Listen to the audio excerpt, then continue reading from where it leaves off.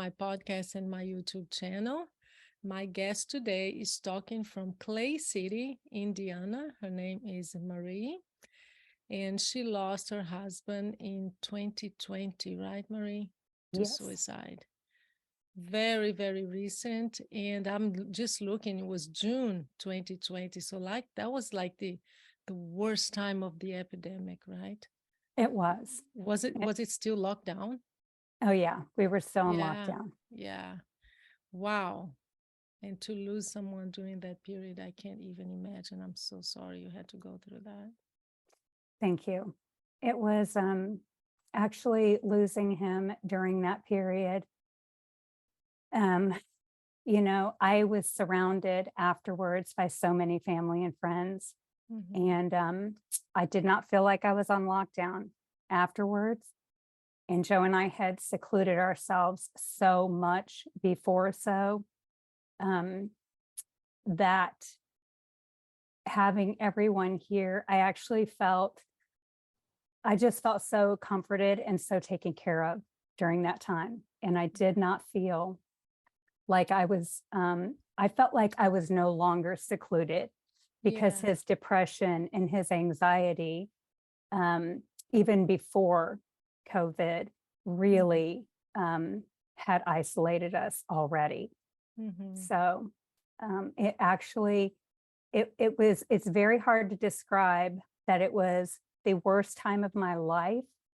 And it was also a time to where I could really feel like I could start to breathe again by being around other people and by finally being able to share what had been happening in our world for Yeah. so many, well, really Yeah. years. Yeah, yeah. We are going to talk about that because this is such an important topic when it comes to suicide and mental illness. And just before we start, I just want to give some trigger warning to my listeners because we are going to talk about child sexual abuse.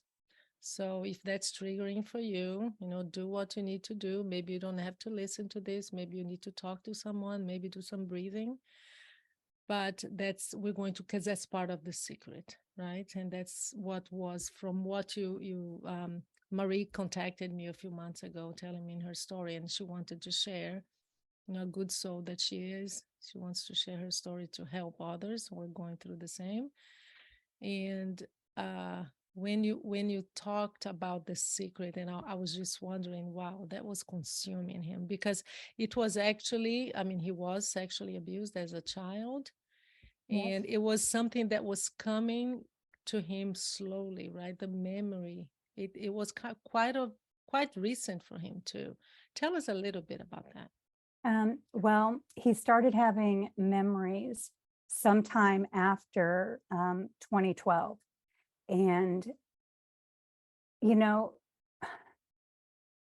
we had, he had come to me at some point and tried to share it with me. And, Mm. one of the, I call it a symptom. I don't know if that's, the correct terminology, but Joe had always been an alcoholic, but Mm-hmm. a very functioning alcoholic. He drank beer, and Mm. he would drink beer every day. It wasn't until, all of this started really coming to a head that I was understanding how he was using the alcohol. And if he drank anything else, which he normally didn't, Mm-hmm. he would become more aggressive, I guess. And on one particular night, he had been drinking whiskey, and he came to me, and Mm. he he was crying, and I was trying to understand what was wrong with him, and he was trying to tell me then what it was. And I said, I don't understand. You're going to have to tell me more. And he said, never mind. Forget I said anything. Mm. And I I don't know exactly how that night ended. I just don't remember, but I'm assuming that he went to bed, and for whatever reason, I forgot about it. Yeah. I did not remember having the Mm. conversation until Mhm. after Joe had died. Well, I take that back. I remembered having the conversation after he told me again, and we had almost the identical conversation Hmm. sometime later, standing in our kitchen. And he said to me, "I told you this before." And I felt so much shame come over me about forgetting that conversation, because as Mm. soon as he said to me, "I told you this before," I immediately remembered that night. And I said, Wow. oh my God, you did. How could I have forgotten this? How could I have forgotten something so important? And it was actually a show we had been watching that Mm. triggered his Mm. memories. Not triggered his memories. That um, was the catalyst for him to come and To tell bring it me. up. Yeah. Yes, it was a show that we had been watching, and it was, about child sexual abuse in the Catholic Church with the priests. And this very strong character in this show finally came forward to his brothers who had been sexually abused and admitted to them that he also had been, and he had been hiding it from them all of these years. Mhm. And that night is when he shared with me um, his truth. Yeah. And he told me that it had started coming to him in bits and pieces, all of the Oh, memories. yeah. And the fact that he had repressed these memories for so long, and the the research that I have done since on repressed memories and dissociation, Mhm. it all makes sense. And he had all of the symptoms. He Yeah. had, it was all there. It was always there. Yeah. The I could. rage, Yeah. the addiction, Mhm. the um, belly issues. Oh. He always had digestive issues. Mhm. There was a point in time in his life where he just ate Rolaids like candy. Mm. And he had been doing that since he was a child. Night terrors when he was a child. Um, I mean, all of these things, and it just made so much sense in hindsight. You Yeah. know, you don't know what you don't know. No, it's just painful to see that something like that has to happen, right? And the same Yeah. thing, I hear you, because same thing I feel about my father. When I look back, I mean, he's like he ticks all the symptoms. Yeah. Yeah, the Yeah. yellow one, the yellow ones, the red ones, the red flags, all of them. Yeah. And rage, Joe had this rage about him, which is what I was talking about with the whiskey, which is why it was something that, I was always okay with him drinking beer. He Mhm. drank light beer. And I never really saw a change in him until I did. Yeah, When I started paying attention, I was like, oh, the mood changes. the mood changes. Yeah. And at some point, when this really started um, coming to a head, was he started berating himself just horribly. And Mm. the things that he would say about himself, how could you love me? How could anybody love me? Yeah. Why do you love me? I don't deserve to be loved. Um, I'm a coward. Just all of these terrible things that he would say about himself. And this was just drinking beer. And so I realized that he was using beer as a way to numb. And Mhm. I remember, I don't remember when it was. I don't remember if it was in 2020, but something tells me it was before 2020, like maybe 2019 in the fall, Mhm. where we had a conversation, and he was sitting on the couch and he was having one of these nights. And I told him, I said, you know what? I can't listen to you say these things about yourself. I just can't do this. And if you continue, I will get my phone out and I'm going to videotape you, and I'm going to make you watch it tomorrow, and that's what I will start doing, because you cannot possibly believe these things that you are saying. Like, I can't listen to you. I love you so much. You know, your kids love you. Your family loves you. Your friends love Yeah. you. We all love you. You are worthy of love. But it didn't matter how much I said that to him. He did not feel worthy. Yeah. Yeah. I remember I read you wrote something like that, that he talked about how I don't understand why you love me and why you've been with me for so long. And that's a hallmark of childhood trauma. You Yeah. lose touch with the self, you disconnect. But when you drink, like the addiction, and that's the irony of the addiction, it numbs you, but it also puts you in touch with the most hurtful feelings, like I'm not worthy, I'm not good enough. Yeah. And, again, through everything that I've been reading since Joe died, I'm really starting to understand and doing my own healing work now around trauma and understanding. It was a friend who actually said to me in the fall after Joe died, I was expressing something to her, and she said, Marie, that's trauma. And I said, it is? I Mm. mean, I honestly did not even understand that I had suffered trauma. Yeah. It was like, oh, it I have trauma too, Hmm. I mean, and so now I am doing all of this trauma work, and I just understand so much. I just understand so much more Yeah. than I ever did while Joe was here. Yeah, let's go back to the day when you had the conversation. I'm just wondering here, after that, did it just stop there or did you search for help? Because I remember you mentioned in one of your blogs that you tried a lot. He tried, he was very open to trying. He did meditation, he did so many read, he did mantras, he really tried. So He tried. what was the journey after that? He wanted so badly to get well. So like I said, I don't remember when that was. Something says it was in 2019 in the fall. Um, but when we were in Florida, because of Joe's depression, we started spending our winters in Florida. Because at first, that's what, I was convinced that it was seasonal depression. He convinced me of that.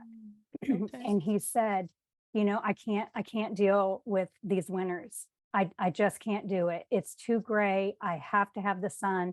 I have to have something to do. And because it doesn't really get cold enough here, um, he couldn't go ice fishing. He always felt like if he had an activity to do, he was very much an outdoor person. He could not sit still. If I wanted to have a day with him where we sat down and watched a movie, that was just not possible. Wow. Christmas Day one year, I was like, let's just stay in bed and watch movies. Well, he couldn't even make it through one movie. He's like, I can't do this. I just can't do this. The Up and down, up and down. restlessness is there. Yes. Yeah. And So, sit with himself. yes. The stillness, making Yeah. him, he had to keep his mind and his hands busy. He had to Mm. have something to do. And so in 2020, actually in the fall of 2019, we had made our yearly trip to Wisconsin, northern Mhm. Wisconsin, and he just came to life there. And that was in October. And he told me, he said, babe, I can't tell you how good I feel. I feel like myself again. I feel so good. And I mean, I was just like, honestly, so naive. I was like, thank you. He's been healed. I mean, Mm. this is over. Like, I don't know if I really thought it was over, but I thought we had made this huge leap. And then we went to Florida for the winter, and we were there. We were actually there leaving when all of the COVID happened. We didn't watch the news. We didn't participate in any outside media. We were there for Joe's healing. And he spent as much time as he possibly could on the beach fishing. I did not realize, because I wasn't with him all of that time, that he was also drinking there. I didn't Mm. realize how much. I didn't realize he was like starting drinking early in the day and going until, I got there. I would always drive us off of the beach. but he he told me, he's like, I don't want to stay into March next year. I feel so good. I want to get a puppy. He'd been looking at Boxer Rescue to adopt a puppy. He said, I really think having something to take care of and to train will be so good for me. I want to get a puppy. And I made it very clear to him, I'm like, that's good, but you have to do, the puppy is your responsibility. I want nothing to do with the puppy. I love dogs, but I didn't want to go through the We know puppy. what puppies are like. Yes. I'm like, I don't want to do that. And so he was really excited. He said, I'm ready to go to work. I just feel so good. And then our very last day on the beach, our friends came down to fish with us. They actually live here as well in Indiana. They're actually family. And they started telling us what was going on in the world. And I was like, well, we're not going to talk about that. Joe was up at the shore. He didn't, he wasn't privy to that conversation. And then it just came up. I was like, I can't shelter him from this. When I found out that the NBA had canceled all of their games, Mm. I had this Wow, this fear is run through me. serious. Yes. Yeah. I'm like, oh Yeah. my gosh, oh my gosh, how is this possible? This has to be so bad. And so before we started talking about it, and he knew then that there was something going on. And when we were leaving the beach, I got my first email saying that our show the following weekend, Joe and I do art shows and festivals. And they said that it was canceled. And when I read that to him, I've told so many people, I've said it many times, that's really where Joe died, because he started spiraling at that moment and he never came back from that. It Mm. just got worse and worse. And he was trying desperately. So we called, the first thing that we did was went to the BetterHelp app and scheduled an appointment for him to speak to a doctor through that. And it asks all the criteria, do you want a man? Do you want, on all the things it asks. And Yeah. he definitely wanted to talk to a man. Mm. And so we scheduled this appointment, and it was probably right before, probably the day before the call was supposed to happen. He said, I'm not doing it. I don't want to do it. I have to talk to somebody face to face. I don't want to do anything over the phone. It has to be face to face. So I have always been a Dr. Amen fan. He studies the brain. He's a psychiatrist, Mhm. and he does the brain scans. And so I looked for one of his clinics, and I found one in Chicago, and I scheduled the appointment to go to the Amen clinic. And they had told me on the phone, it was going to be like $4,500, something like that, to have 2 evaluations. He was going to have to do one under stress, one not under stress. And they told us that he was going to have to we were both going to have to put masks on and have our temperatures taken. We were going to have to spend the night in Chicago. And this was over, on speakerphone. And he said, no, I'm not doing it. And I went ahead and scheduled the appointment anyway. And I ended up canceling that one probably right before we were going to lose our deposit, because we had to put a deposit down on that. And he said, I'm not talking to anyone over a Zoom. I'm not wearing a mask, and I'm not going to be medicated. I will not be medicated. Yeah. And so we That's just tough. kept making That's phone tough calls. because that We just, really limits the options right there, right? well, during COVID, for Yeah. sure. During COVID. I understand you're talking about the anxiety provoked by talking about the world affairs, because when you talked, I actually felt it in my body, the anxiety, because back then, one of the decisions that I made during COVID, right in the beginning, because I knew how badly it was affecting me, was not watching the news. So I would tell my husband, tell me, because he would said, tell me what I need to know, but as limited as you can, because I really couldn't handle it. I couldn't handle all the panic that was being created, some rightfully so, others not so much, because the media loves to do that anyway. So I couldn't take it in, and I know I'm a therapist. I have all these tools. I know how to do it. I was crafting like crazy just to occupy my mind with creativity. But every time I decide, okay, I need to read something, and I would, check online news, I would get so anxious. I don't Yeah. think I ever walked as much as I walked during that time, because I understand. And if you're fragile like Joe was, Yeah. And, anything can just spiral. and that's the thing. Joe was Joe was the strongest man that I knew. There Mhm. was nothing fragile about him until this time, until all of this started happening. I was in my own disillusion, Yeah. that he was Superman. And I remember when we went whitewater rafting our first time in Colorado, when Joe went out of the boat, Mhm. I was literally terrified. I was just like, not that he was not going to be okay. I knew that he was going to be okay because he was Superman. The Yeah. fact that he got sucked out of the boat, I was just like, then I can. Yeah, If it Joe can got happen sucked to out, me. I can't. I'm Yeah. not safe either, because Joe was always there to keep me safe. He was there to Yeah. protect me. He was my protector. Yeah. Um, but we just kept making these phone calls. I just was hoping that at some point he would agree. We called I found something online, and I thought that it was in Indiana. I feel like it was ended up being in Lexington, Kentucky, but in Louisville, but I think that it probably had to be Indiana because, of Mhm. the state laws. So we made this appointment. We called them, and I said, I was making all the phone calls. Joe was always right there with me. We were on speakerphone. So we were both able to be a part of the conversation. And I told the lady I was talking to kind of doing his intake, I said, he is suicidal. He has already had a gun in his mouth. I need them to know how fragile he is. Mhm.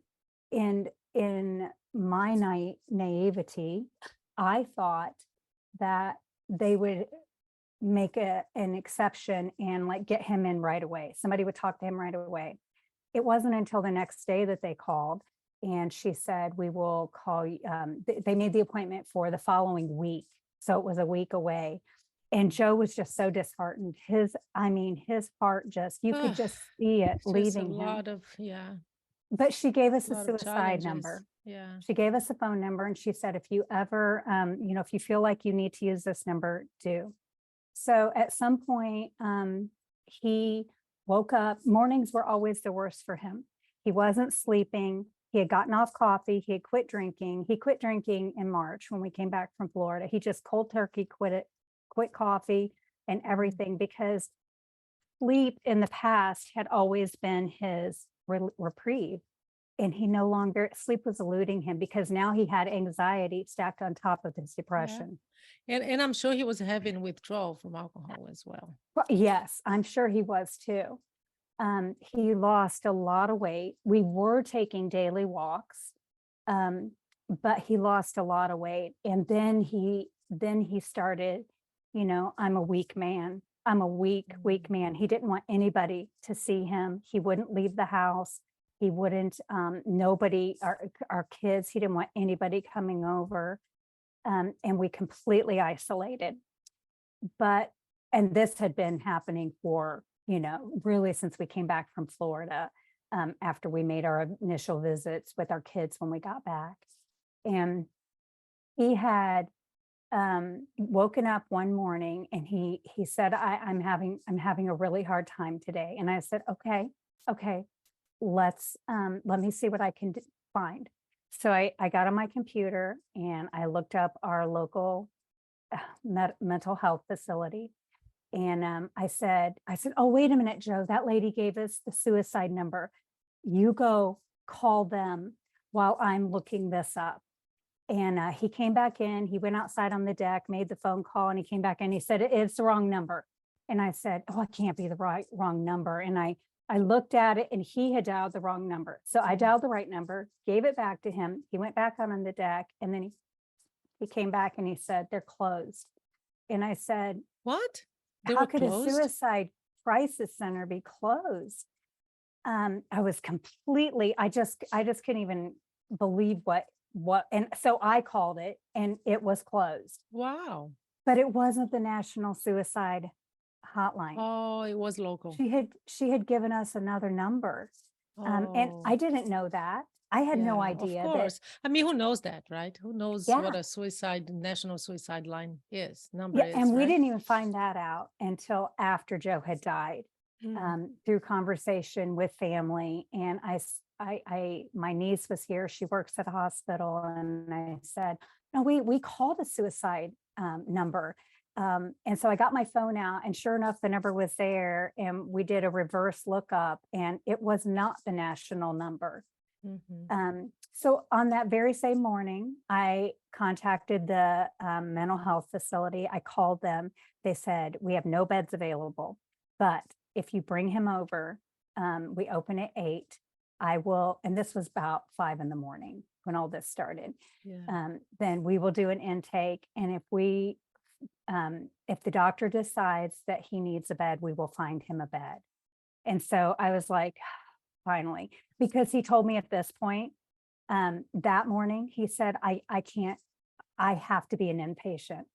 I have Yeah. to So go he somewhere knew, and he stay. knew, yeah, he knew Yes. where he was. Yeah. He said, I am not going to be able to do this over a computer once a week, once a month. I have to be a patient in a facility. And I said, okay, okay. And, I called them, got that information. And I literally at that moment felt I felt like I had to become a different person in order to do what I was getting ready to do. I'm taking my strong husband, who has Mm. always been my protector, who takes care of me, and checking him into a mental health facility. And that scared me. And I had to become a different person to be able Yeah. to do that. I compartmentalized and I was like, this is the job that has to be done. This is what we're doing. So I just took charge of the situation. Mm. I drove. And on the way over there, I remember being so relieved because I thought, now I get to tell his kids, you cannot have your husband as an inpatient in a mental And health not facility share. So and that, not tell yeah, his kids. Finally, I'm the going to secret be is able to out. tell them the secret is going to be revealed. Yeah. And I didn't know what I was going to tell them, how much I was going to tell them.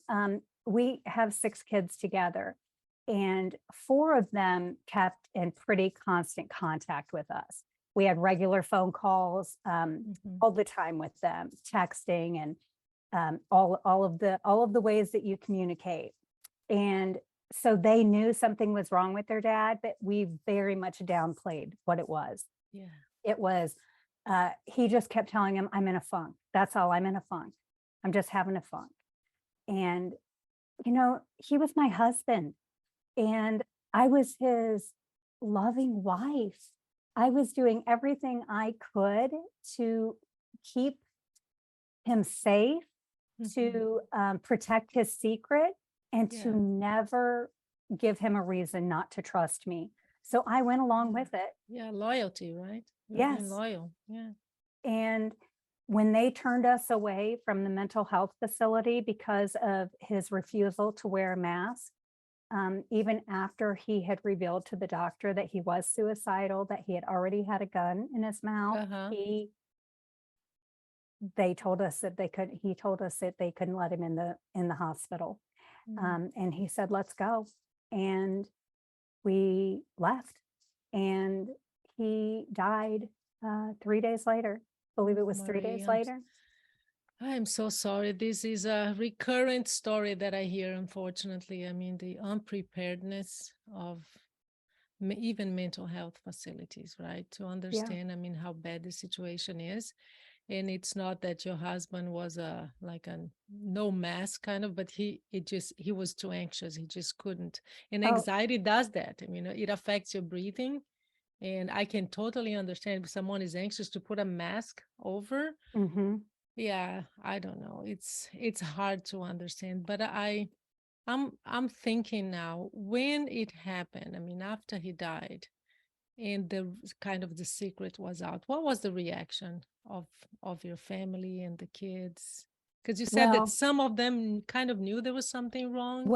they knew that he was depressed. I mean, to a degree, they knew that he was in a funk. When the day that it happened and the phone calls went out, I think that everybody was just in such a state of shock. Um, because other than knowing that he was in a funk, they felt the same way about their dad. Yeah, He the was our strong man. Superman. He Yeah. was our Superman. There was he was terrified of sharks, yet he was down in Florida catching and releasing. He caught and released 14 sharks from the shore on our trip there in 2020. You know, and he was dragging them back into the water. You know, he was facing his fears. And it was, I didn't share about the child sexual abuse until 5 days after he had died. And I wasn't sure at that point that I was going to. And it wasn't until they started asking me questions and going to really dark places about their dad that I was like, oh, they can't think that. You know, they're like, did dad hurt somebody? What was he hiding? You know, what was going on? Who was he protecting? Did he do something that is unforgivable? And I was like, oh, they can't think these things about their dad. They have to know. And they had all been asking me, you know, I have to know, I have to know. And so I sent them all a text and I asked them to not bring their spouses. I wanted them, all 6 of them, to come and spend the night with me on Wednesday. He had died on Friday, and we were having a gathering here outside on Saturday, which was July 4th. And he had, they all showed up. And I told them, I said, you know, it was very, very hard, very emotional for me to share I this can with imagine. them. But once I let it out, because believe me, I had tried desperately to talk Joe into sharing this with his kids. I wanted him to share this secret. And he just said he could see no good coming from it. There was no way he was going to share it. And I was like, your kids, Joe, and we have grandkids, you know, this could be such important information for them. He saw absolutely no good coming from it. And that was one of the hardest reasons that I was holding on to that secret, because that's what, you know, that's what he believed. And I felt like he was not here and I had to uphold that trust. And I'll never forget our daughter Danielle saying to me, I said, I can't tell you guys because, you know, your dad trusted me. He trusted me. And I said, I promised him I would never share. And she said, you know what, Marie? He made promises to you too. And she was right. He Wow. did. And he promised me once he came in and told me that he needed me to hide his gun. He and told me what he had done initially, that he had, you know, thought about it and actually, you know, put the gun in his mouth and all of that. He promised me he would never do that again. He said, I swear to you, I will not do it. And I am so sorry. And I believed him. I believed him. So the evening that they came and spent the night with me and I shared with them, I felt a big release. It felt good to have them know.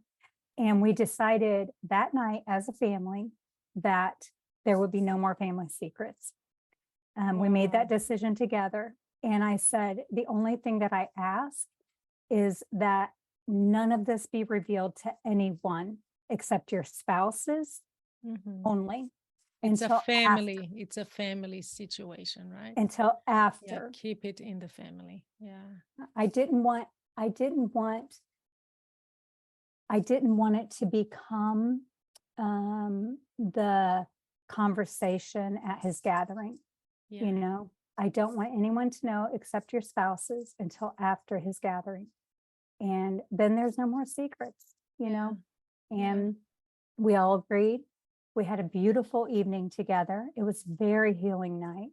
Hmm. Um, and it felt good. It felt good to Yeah. finally be able to tell them that truth and Uh-huh. to not let them believe things about their dad that Yeah. where their minds were going. Yeah. What I know that you've listened to the episode with Dr. Jack Jordan. That's your favorite Yeah. because it was really created for spouses, and especially the ones that are blamed for the loss, because Yeah. unfortunately that happens. What was your experience with that? My experience was the longer that time went on, the more that blame and shame was projected onto me. And it was very, very difficult for me to accept at first. Um, what I understand now is that it wasn't my job to save Joe.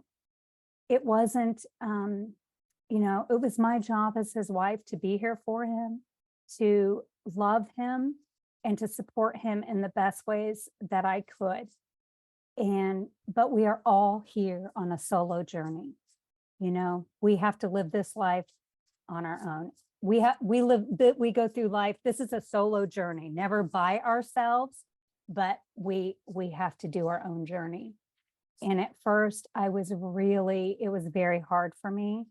And then I just I did not accept what was being projected onto me. Mhm. Um, and I have had friends walk away from me, family walk away from me, and it's okay. It's okay. I because I have new friends, I have new Mhm. family. Yeah. I have people that support me who have been here with me from the beginning, but it was very, very hurtful, very hurtful. Things that were said about me um, that I had said that were absolute lies. Um, I, you know, Yeah. it Yeah. hurt. Yeah. It hurt. I read you wrote something like, since his death, our family is no longer a family. Yeah, yeah. I've lost a lot, and there is a lot of secondary loss in death. Unfortunately, people don't realize until it happens to them. I didn't realize, you know, that I didn't even realize that suicide was so stigmatized until this happened to me. Thank God. Um, I can look back at my life and see how things were put into place for me. Um, I had been on Facebook one day, I don't know, this was years ago. And because I was one of these people that I absolutely believed suicide was the most selfish thing anyone could ever do. Mm. Like, Yes. I would have been, Only the worst kind of people would do that, right? yes, like Inconsiderate. who would do that? So selfish, so Yeah. selfish. Well, I can't remember his name. It's Kevin something, I think. And he is the man who jumped off of the Golden Gate Bridge and Yeah. survived. Yeah. And his video came across my Facebook feed. And I think it's like a 15-minute video. And I, for whatever reason, decided to watch it. And I just sat there in tears. I felt so bad that I had ever thought that suicide was a selfish act. Mm. And I actually called Joe in. Joe never had a Facebook account. Joe was not a tech guy. He didn't do social media. He didn't do any of that. I called him in and I said, "You have to watch this video." He had also had a cousin who died by suicide. Okay. I said, "You have to watch this." And he watched it. And I was like, I'm like, I'm so ashamed of myself for ever judging anyone thinking that this was a selfish act. This was a desperate act. Suicide is a desperate act. Hmm. Um, and I feel like if I would not have seen that video, I don't know how I would have felt. Yeah. Um, Even reacted to what happened, right? yeah, I really don't know. I don't know where I Yeah. would be now had I not seen that video. Yeah. So I think it's so important to get that information out there and to share these things. This is why I wanted to do this podcast, because people have to understand that somebody that has died by suicide is they're not doing it to hurt you. No. They're they're doing it because they want the pain to stop. And Joe told me that.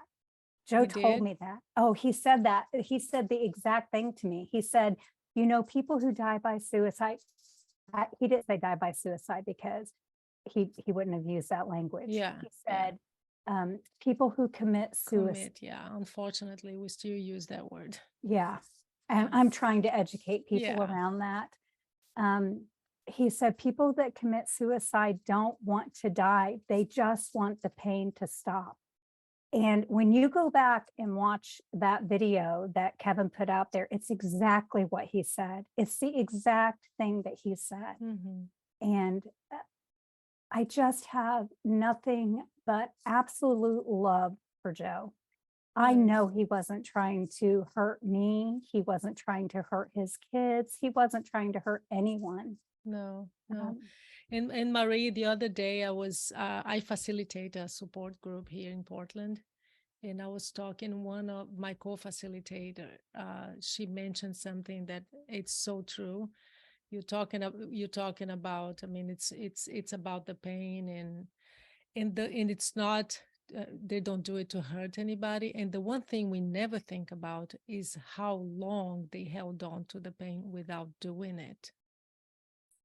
And I mean, I honestly think now that I don't think, I know Joe Mhm. had a plan. He had a plan to plan. Yeah. It was when we were doing our meditations.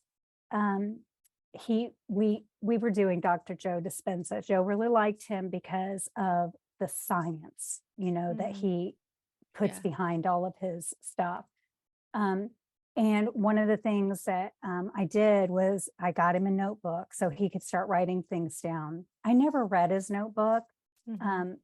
Joe would never read my journals or my notebooks, and that was just the respect that we had for one another. Mhm. I do know that he tore a lot of things out of that before he died that I would certainly like to have now and be Mhm. able to go back and look on. Um, but one day when we came out of our meditation, we always talked about, how was that? How did it feel? Did you, what did you get from it? And he still felt in so much overwhelm. And I said, what is the overwhelm? What do you feel like is overwhelming you? And he said, all of the things, that need Everything. to be done Yeah. around here. Like, look at the things that need to be done around this house that we've neglected, I've neglected. And that's what he took on full responsibility. He goes, every time you wanted to do something around the house, I would always talk you out of it and talk you into going on a trip instead. And I said, but Joe, I was willing participant in all of that. It wasn't hard to talk me into going on a trip instead of, redoing the bathroom. So I said, okay, let's make out a list and let's write down what it is that you feel like we have to get done. And then let's figure out a way to start getting that done. And so that's what he did. He sat down that day and then I said, okay, what do we need to do to get this done? And he said, well, we need to go to the hardware store. We need to get this and that. And I said, okay, let's do that. Mhm. And we started chunking out this list. What I realized after he died was that this was his final to-do list. These were Oh. things that he did not want to leave me with. So they were big things. Build a Mhm. new roof over the well house, get in the crawl space, put the new dryer vent in. The barn needed to be, I don't know what you would call it. He had to hook the truck Yeah. up Yeah. to S- the Sounds barn. like what we call putting affairs in order, Yes, right? Yeah. yes. And I still think he wanted to live, but just in case he Mhm. didn't, Yeah. he wanted Yeah. to have these things done. Yeah. However, I looked at it as progress. He's I'm working like, on he's it. He's working. working on it. He's Yeah. getting his hands busy. Yeah. His mind is busy. You Yeah. know, It's this it's is impossible to great. know. Yeah. And so this is why I wanted people to know and Yeah. understand that I was not in a state of understanding that he was going to die. In no way, shape, or form did I ever think he would leave me. I Hmm. absolutely did not think that my husband would ever leave me. Hmm. Yeah. Just I wasn't in that state of mind of receiving. Yeah. Marie, you did your best. I know that a friend of yours told you once this had nothing to do with you. And I can see that you are working on believing that. I hope you do. And the other thing that you wrote was, believe me, I tried everything. I'm sure. And hearing your story, I can tell how hard it was and how hard you worked on, I don't like the word, but saving him, because that's what we feel like, that we need to save our loved one. Yeah. What would you say, just to end this recording, to say what helped you? Because that's something that I always want to bring to my listeners. What has helped you along the way? So if someone is going through a suicide loss right now, what do you think helps and what should you avoid? Well, what has helped me is I'm in a grief support group. It is online. That has probably been one of the biggest things that has helped me. Um, I try to do daily walks. I am a big writer. Um, I journal every day. Every day I Mm. have my journal out. Most days I'm writing to Joe, and in a very healthy way. Um, I'm not like I know he's gone. He's not coming back, Yeah. but I still like having conversations with him, That's and I totally still okay. telling That's him, totally fine. Yeah. yeah. And my camera. Those are the things that have helped me. Not to mention, I have a few close girlfriends that Connection. yes, that I can Yeah. just share anything with, and they have helped me so much.